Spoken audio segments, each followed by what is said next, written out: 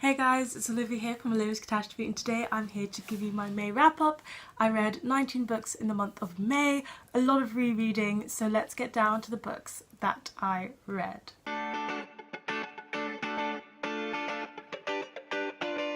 So let's start with A Monster Calls by Patrick Ness. I've been working my way through all of Patrick Ness's books, and this is the illustrated edition of A Monster Calls, which follows Connor, who is this young child, and his mother currently has cancer and it's kind of in the dire stages, and he's trying to deal with the emotions that come with that. And as he's going through dealing with all of that, in the night at 12:07, a monster comes to his windows every night and tells him a story. This book is an absolutely new favourite of mine. It was a phenomenal read, and it was so emotional, and it just brought up a lot of feelings for me because I was realising how many moments I missed by living abroad when my two grandfathers were dying of cancer as they've now passed away. And of course, when you live abroad, you can't be there for those final days, those final moments, and it was all kind of hitting me. And at the same time, this book is just a masterpiece. The storytelling was done really well, the stories within the story, and I think it did a very great job of showing character through actions rather than telling. That's the writer in me speaking this way, but really you get to see those characters and you get to feel those characters without it ever being like thrown in your face or very explicitly told. And the ending was just phenomenal. It gives you a lot to think about the way humans think about themselves and the way humans act, and I was just blown away by the amazingness that is Patrick Ness one more time. Speaking of monsters, I then read Monstrous Volume 2, which is called The Blood by Marjorie Liu, and the illustrations are done by Sana Takeda. I really did enjoy this one. It was a great continuation from the first book. It is about this girl who has this monster kind of living inside of her, and she's trying to find out what happened to her mother, who has left her or passed away. I think her mother is deceased now. So her mother has passed away, and she's trying to find out what happened to her mother and what her mother was pursuing right before she disappeared. It is a very dark and grim world. There is some type of fantasy elements in it, some type of steampunky elements in it. The artwork is absolutely beautiful, and in this one I really started to feel for the characters a lot more. The characters just grew on me, and I'm really enjoying their story. I can't wait to get to volume 3.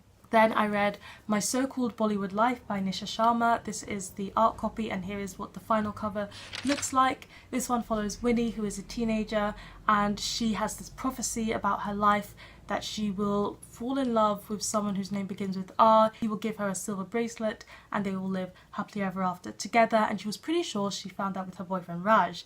However, when she goes on a break and then Raj ends up having a cheating time with another girl, she ends up breaking up with him, and she doesn't know whether she believes in this prophecy anymore. She doesn't know whether she should get back with Raj or if she should try things out with this new boy who tells her she can make her own destiny. She's also a huge fan of Bollywood and films, and that comes into play as she's trying to navigate through her final year of school right before university and get into the film course that she wants to get into.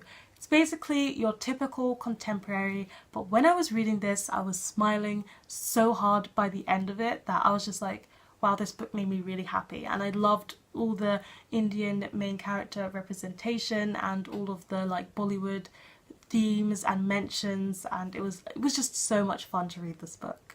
I buddy read Hollow City by Ransom Riggs, which is the second book in the Miss Peregrine's series.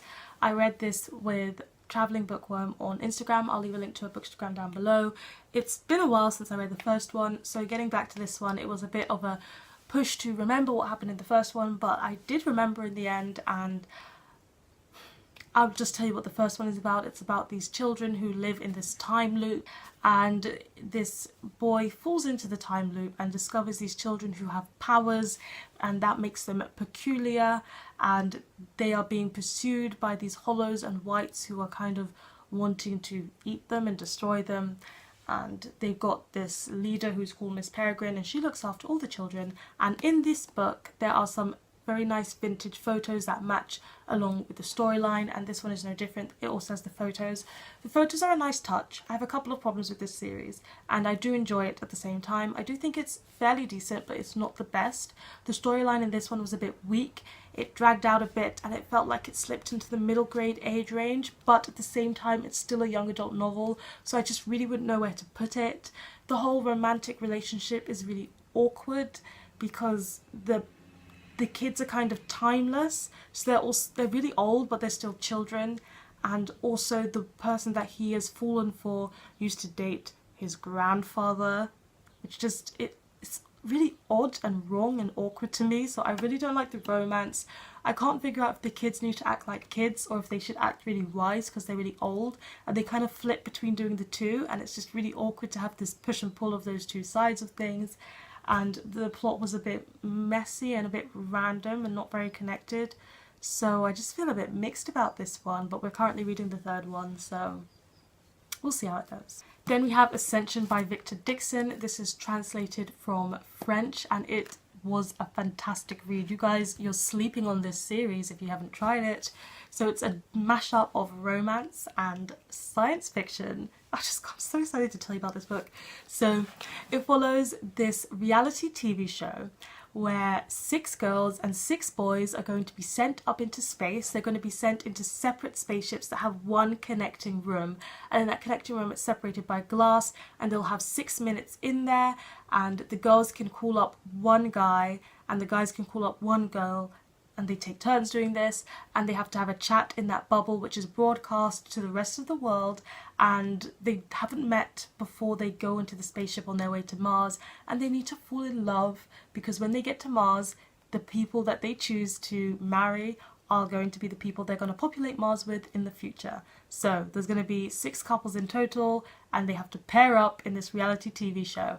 However, at the same time, there's a lot more going on behind the scenes of this reality TV show, and it also doesn't just follow the kids who are going up into space and trying to fall in love and on this reality TV show, but it also shows about the people who've created this whole concept and how everything is basically going to go wrong for them. The suspense was major in this book, the plot was really good, and the character development was pretty well done. I did think that I was not going to fall for the reality TV show side of things. I was here for the science fiction thriller side of it, but I did fall in love with the reality TV show bit, so I was kind of in love with all of it. It did lean on getting a bit expositional at times, but I'm going to forgive the book. It's because of the fact that they've only got 6 minutes in the bubble that things get a bit expositional. That's the only reason. It's because of how the book is set up. So a very good read. I can't wait to get to the second book. When it ended in a way where I was like, need the sequel now. Then I read The Body in the Library by Agatha Christie. I've been on a Christie kick, so I've continued to read more of her mysteries. The Body in the Library is a Miss Marple mystery, and it's quite meta because the whole time the characters are like, oh, a body in the library, this only happens in books, or this situation, it only happens in books, when this is actually in fact a book, which was quite entertaining. Miss Marple does a wonderful job of solving this mystery again. We get to meet quite a lot of the police force, and she's working alongside them in this one, and I just thought the relationships were really, really interesting. I am going to give trigger warnings for fatphobia because there was a fatphobic comic and comment, and also for ableist speak because Miss Marple said some ableist things, and some other characters did too, because there's a character in a wheelchair here and you just need to be aware of what they're going to say. I'm going to leave the quotes of what they say down there, so if you want to read it in the description box so you know what you're coming up against, I will have it there. But it was a good mystery. It was a good one. It was a good one. Then I read Seriously Hamlet by Courtney Cabon and William Shakespeare. Guys, this was so entertaining. So Seriously Hamlet is basically just Hamlet told via texts and tweets, and it was just so entertaining how they did the text and tweets. I love Shakespeare, so it was just really funny and lighthearted to read this really quick short book. I will say that nobody really texts like this, nobody uses emojis as much as this, but it was just for the fun of the book. So yeah, if you want a retelling that's really quick and short of Hamlet told in text speak, this is the way to go. Next, I'm going to talk about my two other favourite reads of this month. Romance was really giving it to me this month. I was in a romance mood. So I read Waiting for the Flood by Alexis Hall. Alexis Hall is officially my favourite new adult author. He writes usually explicit fiction, but Waiting for the Flood is non-explicit and it's a novella. It follows Edwin, who is this guy who went through a breakup that was really bad after being in a relationship with this guy for 10 years. The breakup happened a while ago, but he still hasn't quite moved on, and he lives in a part of England which is prone to flooding, so he's waiting for the flood to happen when the flood management guys show up to kind of help people prepare their houses. And in this flood management group there is Adam Dakra, who is this really outgoing, ginger, energetic guy, and him and Edwin kind of start to have this kind of connection. However, at the same time, Edwin's not quite let go of his past relationship. So can he let go so that he can fall in love? It was so cute. It was so brilliant. I love that Alexis Hall is very literary. You can tell this guy did an English literature degree, because the way his characters appreciate words and books and literature is just very present in his writing, and you see that in Edwin's character because he restores books that have been damaged, that are very old. He really likes certain words. Edwin is also a main character with a stutter, so you get to see that representation. I don't see a lot of characters with stutters in books that I read, so that was really nice. Adam is basically the biggest sweetheart. Edwin is basically a sweetheart, and also Edwin has an elderly best friend. I love when you have an elderly young connection. It was just so cute, and it was non-explicit, and it was only 6 chapters long, and I just wanted it to last forever. So that's a new favourite of mine. I also read American Fairy Tale by Adriana Herrera, which is the second book in the American Dreamers series, but you can read it as a standalone. This book, guys, was so good. It follows Tom, who is this billionaire, and also Camilo, who is this average worker guy. He is a social worker who works with people who have been sexually abused and helping them recover from that, escape from the bad situations, and live a normal life and move on. Brilliant representation, as Camilo is Cuban Jamaican and living in New York. His mother was a Cubanita. And then you've also got Tom, who's a white passing guy from the Dominican Republic, so he does consider himself Latinx, but he's also white passing and aware of that. And what happens in the book is that Camilo gets tickets by chance to this very fancy event, and Tom is there. They meet up, have a one-night stand, and then Camilo goes to work, finds out that there is this billionaire who has decided to invest money so that they can make a wellness center for his business, and the billionaire wants to be in contact with the head of the project, which is Camilo. Guess what? The billionaire is Tom, who is actually very interested in Camilo after their one-night stand. However, Camilo is a bit reluctant because this is his job and things like that. I'm going to make a parallel to another series. I hate when people do this, but The Raven Cycle, guys. Tom is kind of like Gansey, and Camilo, when it comes to money, is kind of like Adam. However, they don't have the same personalities. They're totally different characters. I think this book did so many things right. The relationship and how it developed wasn't insta-lovey at all. It was slow and steady. In fact, this book spans a whole year, which was really good. There is healthy communication in this book literally all the way through. However, that doesn't mean there's no problems and no tension. They still have their fair share of things that they need to work through. You get to see a brilliant son-mother relationship and son-parental relationship in Tom's case. You get to have a lot of discussions about being a white-passing cultural person, and I thought those were done really well. You get to see brilliant friendships in this, especially as Camilo has a very tight friends group, and I loved that. The only things that I had problems with was that I wanted more of the young child in this book, because I love when there are young children in books, and personally I just wanted to see more of it. And also I didn't enjoy the explicit scenes. I don't know what it is with this series, but I'm just not about the explicit scenes. However, the explicit scenes in this one were better than in the first book, American Dreamer. And this was also a new favourite for me, 5 stars. Okay, then I did my Shakespeare exam this month, May 16th, and for my Shakespeare exam, the complete works of William Shakespeare. Did I read all of it? No, but I reread 8 plays that I decided I was going to focus on because I wanted to write about them in my exam. Did I write on any of these 8 plays? Yes, I did, so it was worth the while of me rereading and annotating them, as you could bring the book into the exam. So I'm just going to quickly run through what I reread. I'm not going to tell you what these plays are about because I've mentioned them in past wrap-ups, but I will say just one word to summarise how I felt after rereading it. So I reread Othello. That play is still brilliant and amazing, and it was brilliant and amazing to reread it.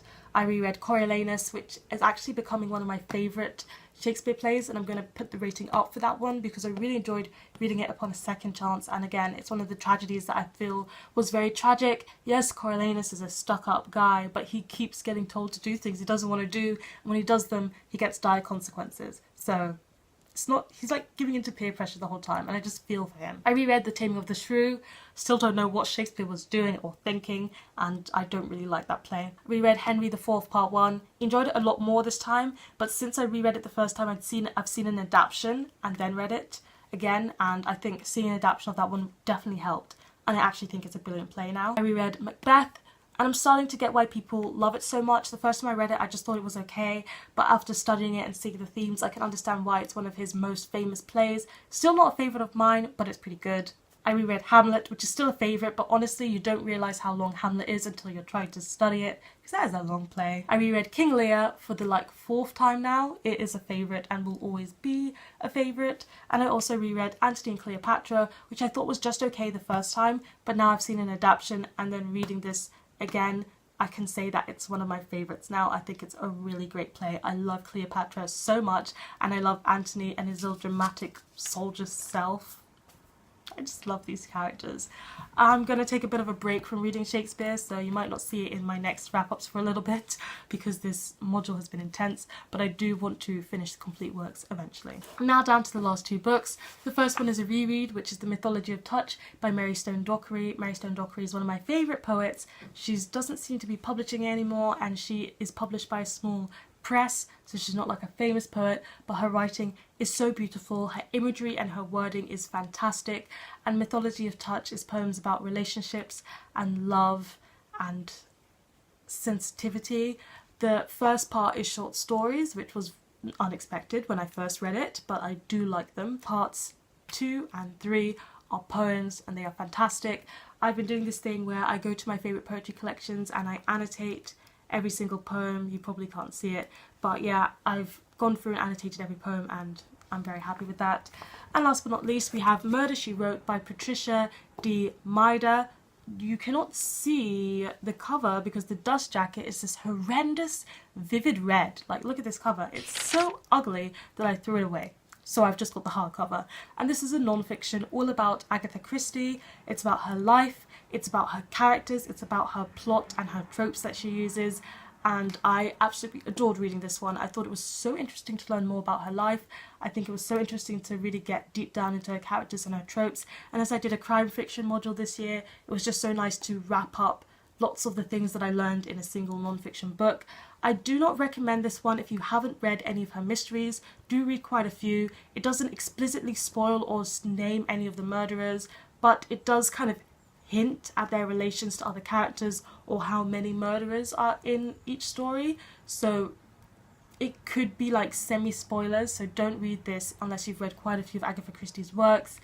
And yeah, just be aware that it can spoil it in those things, and it does spoil what happens to Poirot in his final book. So just be aware that it's quite spoilery in some regards, but it was so nice for me to read about her inspirations, as I've read a lot of them on the crime fiction module, so I could draw the parallels myself and really agree with what the writer was saying. And the writer does a very good job of when she's saying opinion, because she doesn't know everything about Agatha Christie's life, of course, she's not Agatha Christie, but when she's making comments on her life, she does a good distinction between saying this is fact and this is my opinion, or this is a possibility of what this could have meant. They don't say like this is the everything you need to know. She's like, you can't know everything, but this is what I believe, which I thought was really good. And yeah, those are the 19 books that I read in the month of May. Please let me know in the comment section down below what was your favourite read in the month of May. Give this video a thumbs up if you enjoyed it, hit the subscribe button if you want to see more, and don't you forget to hit that notification bell to be updated every time I have a new video, and I'll see you all in the next one. Goodbye.